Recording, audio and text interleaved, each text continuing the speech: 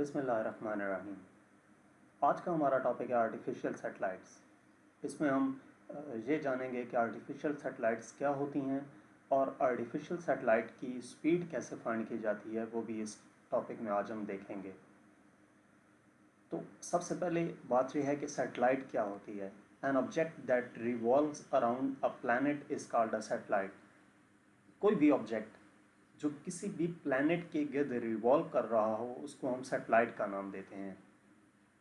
जैसे the moon revolves around the earth, so moon is natural satellite of the earth. जैसे कि चांद ज़मीन के गिर्द रिवॉल्व करता है तो चांद क्या है, एक नेचुरल सैटेलाइट है अर्थ का। इसी तरह कोई भी और ऑब्जेक्ट, कोई भी और प्लैनेट किसी दूसरे प्लैनेट के अक्रॉस रिवॉल्व कर रहा है तो इसका मतलब ये है कि वो उसका नेचुरल सैटेलाइट है। आर्टिफिशियल सैटेलाइट्स क्या होती हैं? Scientist have sent many objects into space, some of these objects revolve around the earth, these are called artificial satellites. कि साइंटिस्ट ने कुछ ऑब्जेक्ट्स स्पेस में सेंड किए हैं, वो ऑब्जेक्ट्स अर्थ के गिर्द रिवॉल्व करते हैं, उन ऑब्जेक्ट्स को आर्टिफिशियल सैटेलाइट्स का नाम दिया गया। अगर आप ये डायग्राम में देखें तो यहाँ पर ये आर्टिफिशियल सैटेलाइट है, वो ऑब्जेक्ट है जो स्पेस में भेजा गया और ये अर्थ के गिर्द रिवॉल्व करता है। तो ये क्या चीज़ है? आर्टिफिशियल सैटेलाइट है। ये डिफरेंट पर्पस के लिए यूज़ किए जाते हैं, ज़्यादातर कम्युनिकेशन के लिए यूज़ किए जाते हैं। Most of the artificial satellites orbiting around the earth are used for communication purposes. आपको बताया अभी कि ज़्यादातर जो ऑब्जेक्ट्स होते हैं, जो आर्टिफिशियल सैटेलाइट्स हैं, वो कम्युनिकेशन पर्पस के लिए यूज़ की जाती हैं।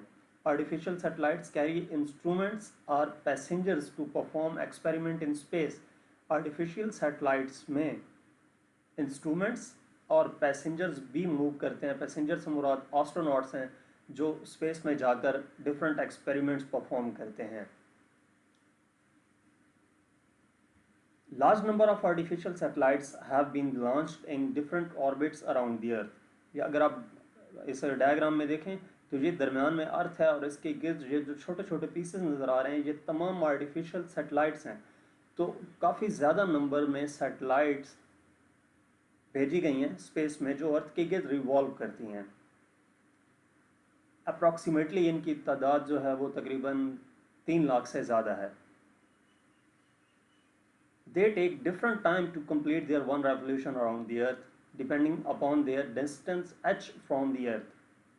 अर्थ से उस सैटेलाइट का डिस्टेंस कितना है ये डिपेंड करता है कि उस आर्टिफिशियल सैटेलाइट का जो ऑर्बिट है वो कौन सा होगा। ये हम पहले डिस्कस कर चुके हैं कि अर्थ से हाइट इंक्रीज या डिक्रीज करती है तो उससे क्या होता है कि जो ऑर्बिट है वो भी चेंज होगा। ऑर्बिट का पाथ अप्रॉक्सीमेटली डेफिनेटली चेंज होगा। अगर आप यहाँ पे देखें तो ये ऑब्जेक्ट्स हैं, कुछ किसी ऑर्बिट में मूव कर रहे हैं, कुछ किसी ऑर्बिट में मूव कर रहे हैं। ये अर्थ से उनकी हाइट कितनी है ये डिपेंड करता है उन पे कि वो किस ऑर्बिट में मूव करेंगे। तो ऑलमोस्ट डिफरेंट सैटेलाइट्स का डिफरेंट ऑर्बिट होता है, वो अर्थ के गिर्द रिवॉल्व करती रहती हैं। Communication satellites take 24 hours to complete their one revolution around the earth. जो कम्युनिकेशन सैटेलाइट्स होती हैं वो 24 आवर्स में एक रेवोल्यूशन कंप्लीट करती हैं। As Earth also complete its one rotation about its axis in 24 hours, hence these communication satellites appear to stationary with respect to the Earth. यहाँ पे बात ये बताई गई है कि स्टेशनरी सैटेलाइट्स कौन सी होती हैं। तो अगर आप यहाँ पे डायग्राम में भी देखें तो कुछ सैटेलाइट्स ऐसी जैसे कि अर्थ 24 आवर्स में एक रोटेशन कंप्लीट करती है, तो कुछ सैटेलाइट्स ऐसी हैं कि जो वो अर्थ के साथ साथ रोटेट करती हैं, यानी कि वो भी 24 आवर्स में एक अपना ऑर्बिट कंप्लीट कर लेती हैं, एक रोटेशन कंप्लीट कर लेती हैं। तो उन सैटेलाइट्स को हम स्टेशनरी सैटेलाइट कहते हैं। अगर आप इस सैटेलाइट को डायग्राम में देखें तो ये अर्थ के जिस पॉइंट पे मौजूद है, अर्थ के साथ साथ ये भी रिवॉल्व कर रही है, तो उसी पॉइंट पे इसकी ये जो लाइन ड्रॉ की गई है, जो ऑर्बिट का रेडियस ड्रॉ किया गया है, वो भी ऑलमोस्ट उसी पॉइंट पे फिक्स है, वो चेंज नहीं हो रहा। तो इसका मतलब ये है कि ये satellite with respect to earth stationary है। इसको हम क्या कहेंगे? स्टेशनरी सैटेलाइट कहेंगे। It is due to the reason that the orbit of such a satellite is called geostationary orbit. तो इस ऑर्बिट को हम क्या नाम देंगे? जियोस्टेशनरी ऑर्बिट का नाम देंगे। जियो का मतलब अर्थ होता है, जियोस्टेशनरी अर्थ के लिहाज से, स्टेशनरी है मतलब वो चेंज नहीं हो रहा, जैसे जैसे अर्थ मूव कर रही है वैसे वैसे सैटेलाइट भी साथ साथ मूव कर रही है। Dish antennas sending and receiving the signals from them have fixed direction depending upon their location on the earth. जो डिश एंटीनाज होते हैं उनको एक स्पेसिफिक डायरेक्शन उनकी रखी जाती है, तब सिग्नल्स प्रॉपर आते हैं। वो बेसिकली इसी वजह से होता है कि स्पेस में जिस डायरेक्शन में कम्युनिकेशन सैटेलाइट मौजूद होगी उसी डायरेक्शन में डिश एंटीना हमें शो करना पड़ेगा। Motion of artificial satellites. अब आर्टिफिशियल सैटेलाइट मूव कैसे करती है, उसकी स्पीड कैसे फाइंड करते हैं, ये देखते हैं।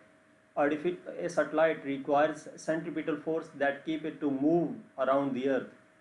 The gravitational force of attraction between the satellite and the earth provides the necessary centripetal force. कि जो सैटेलाइट अर्थ के अक्रॉस मूव कर रही होती है उसको मूव करने के लिए सेंट्रीपिटल फोर्स की ज़रूरत होती है। कोई भी ऑब्जेक्ट जब एक दायरे में मूव कर रहा होता है तो उसको सेंट्रीपिटल फोर्स की ज़रूरत होती है। तो जब सैटेलाइट अर्थ के अक्रॉस मूव करेगी तो उसको भी मूव करने के लिए सेंट्रीपिटल फोर्स की ज़रूरत पड़ती है। जो ग्रेविटेशनल फोर्स होती है दो ऑब्जेक्ट्स के दरमियान, यहाँ पे दो ऑब्जेक्ट्स अर्थ और सैटेलाइट हैं, तो अर्थ और सैटेलाइट्स के दरमियान जो ग्रेविटेशनल फोर्स मौजूद है ये वो नेसेसरी सेंट्रीपिटल फोर्स प्रोवाइड करती है ताकि ये सैटेलाइट क्या करे, अर्थ के अक्रॉस रिवॉल्व करती रहे। Consider a satellite of mass m revolving around the Earth at an altitude h in an orbit of radius r0 with orbital velocity v0.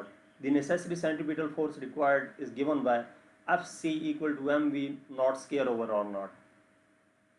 Centripetal force का फार्मूला है, उसमें अर्थ का मैस m था, satellite का mess m था, वो लिखा है, उसका जो ऑर्बिटल वेलोसिटी है वो v0 है वो लिखी है, और रेडियस है वो r0 से लिख दिया है।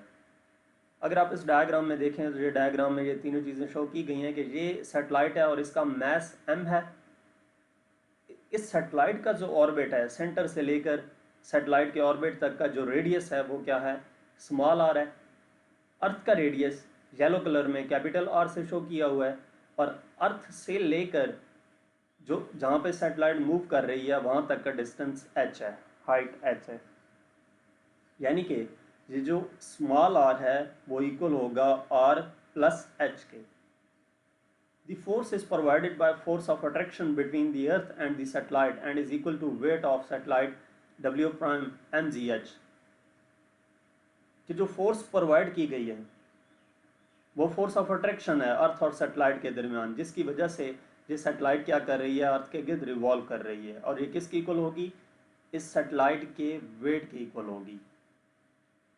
वेट का फार्मूला क्या होता है, mg, तो ये इस वजह से mgh लिखा हुआ है। mgh का मतलब ये है कि इस हाइट पे, ये जो हाइट, जिस हाइट पे सैटेलाइट मूव कर रही है उस हाइट पे g की वैल्यू क्या होगी, तो इस वजह से gh लिखा है। Fc equal to w prime equal to mgh। Force यहाँ पर डिस्कस किया है कि वो किसकी इक्वल होगी, वेट की इक्वल होगी, और वेट क्या होगा, mgh होगा। mgh किसकी इक्वल आ जाएगा, mv0 स्क्वायर ओवर r0। ये अगर आप ये इक्वेशन देखें और ये इक्वेशन देखें, इनकी लेफ्ट हैंड साइड इक्वल है तो राइट हैंड साइड भी इक्वल होगी, यानी कि दोनों को कंपेयर किया है तो mgh इक्वल आ गया mv0 square over r0। gh, ये r0 उधर जाएगा तो मल्टीप्लाई हो जाएगा, m से कैंसिल हो गया था, gh r0 equal to v0 square हो जाएगा। v0 square equal to gh r0, दोनों तरफ स्क्वायर रूट लेंगे तो v0 equal to under root gh r0 आ जाता है। ये वो वेलोसिटी है जिस वेलोसिटी से क्या करेगा, ऑब्जेक्ट मूव करेगा अक्रॉस दी अर्थ। यहाँ पे r0 आपको पहले बताया था, ये जो रेडियस r है ये r प्लस h की इक्वल है, तो इस r की जगह पे r प्लस h पुट कर देंगे, v0 equal to under root gh r plus h। क्यों, r0 इक्वल है r प्लस h के। डायग्राम में जस्ट r शो किया हुआ है, तो ये basically orbital velocity orbital radius से लिंक कर रहा है, तो इस वजह से इसको r0 पुट किया, और r0 बेसिकली ये o है, ऑर्बिटल को रिप्रेजेंट कर रहा है।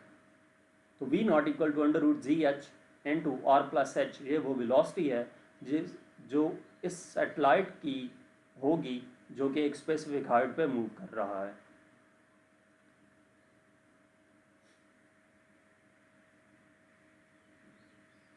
अब इस स्टेटमेंट में यही बात लिखी हुई है कि ये जो इक्वेशन है ये शो कर रही है कि ये सैटेलाइट जो एक स्पेसिफिक हाइट पे मूव कर रही है, ये क्या करेगी, ये वो वेलोसिटी एक्वायर करेगी उस वक्त जब इसको उस रेडियस पे लॉन्च किया जाए जो रेडियस आर प्लस एच के इक्वल हो अराउंड दी अर्थ।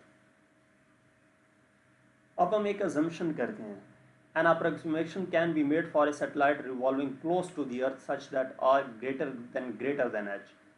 कि हम क्या करते हैं, अब सपोज करते हैं कि जो सैटेलाइट है वो अर्थ के बहुत ज़्यादा नज़दीक मूव कर रही है। अगर आप डायग्राम में देखें तो ये अर्थ है और अर्थ के बहुत ज़्यादा नज़दीक एक सैटेलाइट मूव कर रही है। कंडीशन क्या रखी है कि आर ग्रेटर देन एच, तो यहाँ पे ये जो आर है, अर्थ का रेडियस है, वो बहुत ज़्यादा है और हाइट क्या है सैटेलाइट की बहुत कम है। तो हम इसको अप्रॉक्सीमेशन ये कर सकते हैं R plus H equal to H, यानी कि इस हाइट को हमने इग्नोर कर दिया। जहाँ पे हम ये अप्रॉक्सीमेशन करने जा रहे हैं कि एक सैटेलाइट अर्थ के बहुत ज़्यादा क्लोज मूव कर रिवॉल्व कर रही है, तो हम क्या करते हैं कि आर प्लस एच को आर के इक्वल ही कंसिडर कर लेते हैं। तो जी एच भी जी के इक्वल हो जाएगा, यानी कि जो हाइट पे जी की वैल्यू है वो अर्थ की सरफेस पे जी की वैल्यू के ऑलमोस्ट इक्वल हो जाएगी, क्योंकि हमने आर प्लस एच को आर कंसिडर कर लिया है। तो V naught equal to under root G R हो जाएगा। जी एच था तो हमने V naught equal to under root G R लिख दिया। जी की वैल्यू 9.8 होती है, आर की वैल्यू 6.4 इंटू 10⁻6 मीटर है। ये दोनों हम वैल्यूज़ इसमें पुट करते हैं तो वी ऑर्बिटल या v naught equal to under root g की वैल्यू 9.8 आर 6.4 इंटू 10⁻6, इन दोनों को मल्टीप्लाई किया तो 62.72 इंटू 10⁻6 आ जाता है। जब इसका स्क्वायर रूट लेंगे तो ये 8000 मीटर पर सेकंड आ जाता है, यानी कि 8 किलोमीटर पर सेकंड। तो ये वो वेलोसिटी है जिस वेलोसिटी से वो सैटेलाइट मूव करेगी, जो सैटेलाइट अर्थ के बहुत ज़्यादा क्लोज मूव कर रही होगी।